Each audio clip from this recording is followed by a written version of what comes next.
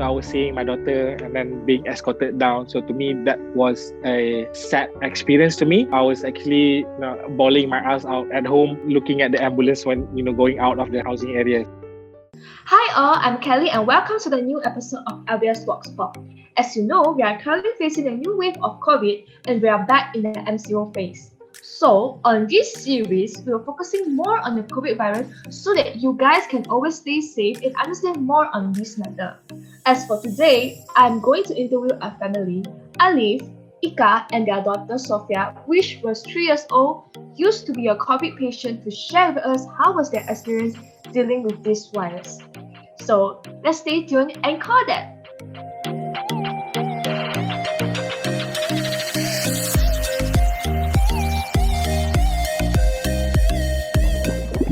Hi guys, I'm Kelly, a representative from LBS Vox Pop. How are you guys today? Good. Very good. Okay. How about you? I'm great. So I hope you guys are ready to share your experience with us, yeah? Yep. Excited. Okay, so the first question is, can you share with us your experience when you know you guys were COVID positive? Like the flow from the beginning. Okay, just to give a backstory. So my wife here, she's kind of a germ freak. So she, sanitizes all the time, even before COVID. So she asks us not to touch any surface that's not supposed to be touched. So to try to restrict all the, kind of germs in our daily lives. So we were being very, very careful. However, beginning of the year, this year, we actually met our family, a distant family. So obviously, when you meet with family and it's been a long time, I think more than a year that we have met them, you kind of let our guards down. So we went, shake hands, salam, we respect the elderly. That is our kind of culture, right? So a few days after that meeting with a family member, my wife started showing some symptoms. Yeah, I started with sore throat for a few days and then I'm down with fever. So bila fever started tu, I already rasa tak sedap hati because during that time the cases are around 3K, 4K. So bila I started with the fever tu, I decided to do swab test just to sedapkan hati. And then selain daripada fever, I had also like sengal-sengal badan and then batuk. I started with coughing as well. And a few days later, I lost my sense of taste and smell. So, but that was before I knew I was tested positive. After the swab test, on the day that I'm supposed to get the result, I received a text message from the clinic. We went to the private clinic to get tested. So the first thing, they were asking for my home address. So I dah rasa tak sedap hati. So I gave them my home address and then I tanyalah what's my result. And then she said, we're very sorry. It turns out you are positive.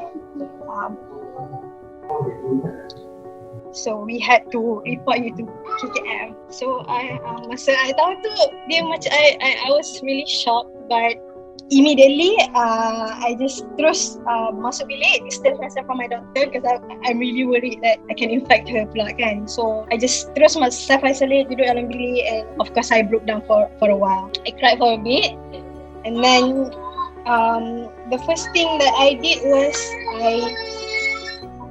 I informed anyone that I had close contact with within the 2 weeks period time. I informed them so that at least they can self-quarantine or get tested, and then also I inform my family members lah. So it's also important for you, bila you tahu positive, your family members will be the person yang akan really worried for you. We had a video call with my family members. It's really important to just stay positive sebab everyone was also worried kan. After she got tested positive, I immediately get myself and my daughter buat swab test juga. So we went, and fortunately that time it was negative. But on the same day that we went and tested, my daughter started having fever. So again, because of fever, I wanted to just have a peace of mind. That time I yang jaga dia. So we actually self-isolate. So myself and daughter je pergi. But then on the second swab test tu, my daughter we found positive. So to be honest, I memang time tu tengah breakdown lah. I was in a room alone with my daughter. My wife dah self-isolate in the separate room. When you do everything alone, you kena prepare, you kena masak, you kena sanitize all the stuff. And then seeing my daughter tengah tidur, and then I dapat that result that she was positive, I immediately broke down. So I guess because there was no one with me, and seeing my daughter. I mean, that's the scary thing about COVID, because we don't know whether is she going to be okay, is it going to get worse, recover next couple of days. I guess that's the scary part. So I immediately broke down. I had to actually take some time to actually regain myself, and then before I actually can start calling the family. But then after we settled down, so my wife turned to take care of my daughter because they were both positive. I was still negative. So we separated the room. I pula kena quarantine. I think after a few days, KKM called. They had to undergo quarantine in HKL for a few days, so leaving me alone dekat rumah lah. So I had to do self-quarantine. Then KKM called me to do another swab test for close contact. So this is my third swab test. So I went there alone somewhere in Salak Tinggi. That result was negative. But on the day that I went for swab test, I already showing symptoms. I demam, I got sore throat. And what's most worrying is I ada sakit dada. So I had some difficulty to breathe. I actually wanted to get hospitalized, but the result was negative. So what I can do is I just stay at home lah, monitor on my own. After, I think if I'm not mistaken, on the 6th or 7th day, on the last swab test, which is the 4th swab test, to kind of confirm that I was negative for close contact, it turns out that I was positive. Only after the 4th swab test that I was considered positive. And that time my symptoms, fever is already gone. But I still have, other symptoms like, chest pain, etc. So can you share your experience at the treatment center? Honestly, actually, the scarier part of quarantine is actually being brought in the ambulance. The idea of having to ride on an ambulance to go there is actually scaring me. So we have to go there, we have people have this stigma of they kind of pandang orang yang positif ni pandang lain macam sikit. So bila we have to, I dengan my daughter kena turun sendirilah because she cannot send us off. We turun bawah, so the ambulance already waiting dekat lobby waiting for us. But I can see people yang pass by, they like with their phone recording us, and honestly for me it's a bit disrespectful because you don't know that person and you are recording without consent, and we don't feel good about it. It's not really a good experience there. But once we have arrived at HKL, I would say all the staff there, the doctors, nurses, cleaners, everyone, they're treating us very nicely even though we know how tired they were. And also dalam HKL tu, it's mostly kids and mothers because memang diorang dah separate dah for kids. And kids, they like to run around, play around, but all the doctors, all the nurses tak nampak macam they're scared of them. They layan so nice. I would say I'm really, really thankful for all their effort.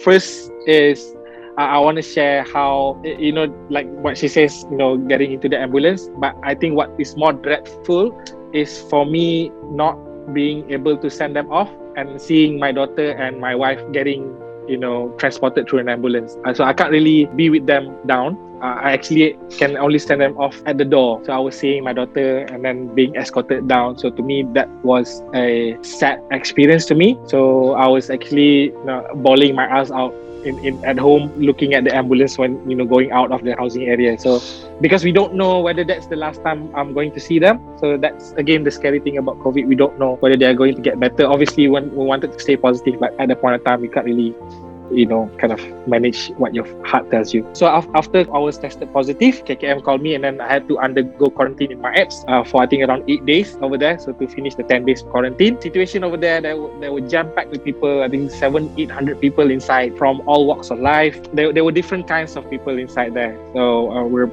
kind of blessed to be on the good side of things, but obviously some people had it worse. So how does your kid be like in the treatment center? For her, bila we were admitted in hospital, actually she has no symptom dah. She dah recovered from her fever, but still she cannot do things that she usually does at home. Sebab we dalam pusat quarantine, it's kind of quarantine center lah sebab ada banyak patients juga kat situ. We can just stay, she can just stay atas katil je actually because I don't really let her roam around because I don't want this to get worse because we are already positive. She was kind of confined to the bed, so not really as free as she would be, as comfortable as she would be at home.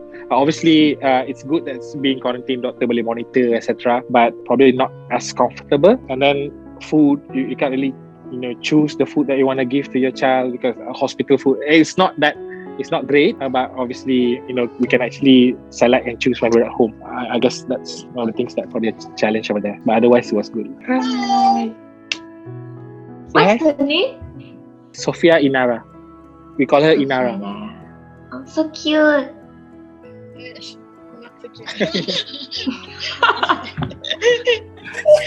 Based on your guys' opinion, so what are we supposed to do when we got the COVID? If I think yang important is if you are home with you're sharing a home with your friends or family, make sure that you self-isolate. That's what the first thing that we did. Although I would say it was not really successful, but at least we delay the transmission.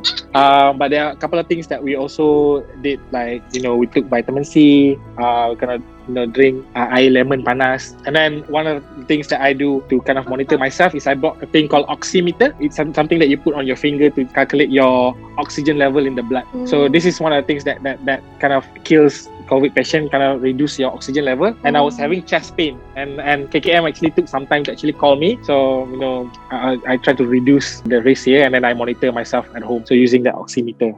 And also for me, once you know that you were positive, the first thing also you need to inform anyone that you've met within the 2 weeks time. It's really important for them to know, at least they can get tested or self-quarantine. And also, bila you tahu you positive, like my mindset is I want the virus to die with me. It ends with me. I don't want it to be transmitted to other person. Yes, that's why we self-isolate. Memang, even in my room, I had this big hand sanitizer. Every time I open the door, I will sanitize. And when he sent food for me, memang he put just in front of the door. Yeah. Memang we try as much as we can to minimize the contact. And I think one of also important thing is to stay positive. I know I was bawling my eyes out when I found out the news. It was really a dark time for all of us. But also, once you kind of calm yourself, it's important to kind of think positive. Always think that, okay, my wife will recover, my daughter will recover, they will come home.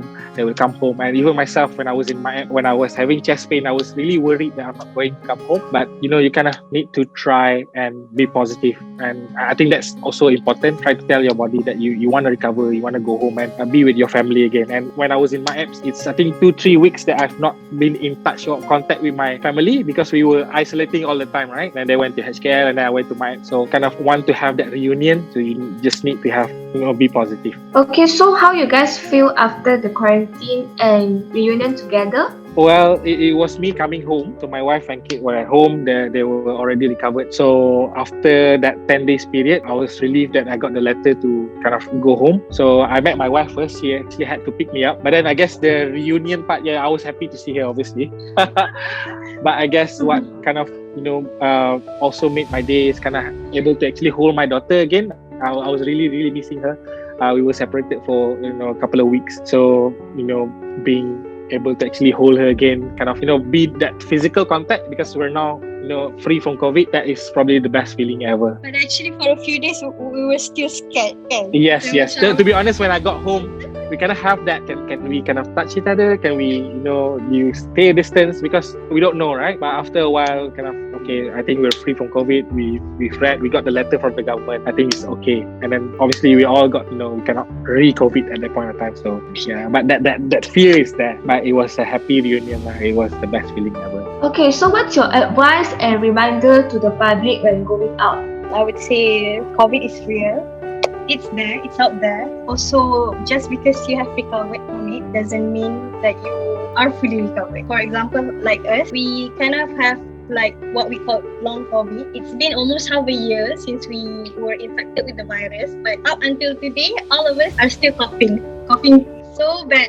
It can stay with you, and we don't know for however long it would take us to be fully recovered. So it's not just the death that we are scared of, it's also the complication that comes with this infection. I guess, yes, to agree with you, COVID is real. Just stay safe. If you can get vaccinated, get vaccinated. And one other thing is don't let your guard down when being with people close to you. With your family, you kind of let your guard down, you don't wear masks. But actually, those are the people that you love the most and you want to take care of them. So ideally, being around them, you need to be, careful. I know it's a norm to kind of have that physical contact, salam, cium, your family. But right now, it's not the time. So if you love them, try to, keep your distance, stay away until this situation gets better. I think that's one of the important things. So thank you so much, Alif and Ika, for the sharing. It was very informative and useful for all of us to know. We hope you guys will always have a good health and no longer be dealing with this COVID virus. So take care and stay safe. Okay. Thanks, Kelly. Take care. Thank you. So that's all from us today. I hope you guys had learned something from what they had shared. So if you like this video, please share this to a beloved one or other people so that they know that the COVID is real and it's very dangerous. So I shall see you guys in our next video. Don't forget to like, share and subscribe to our channel. I'm Kelly. Stay safe from Vox Pop. LBS care. Bye!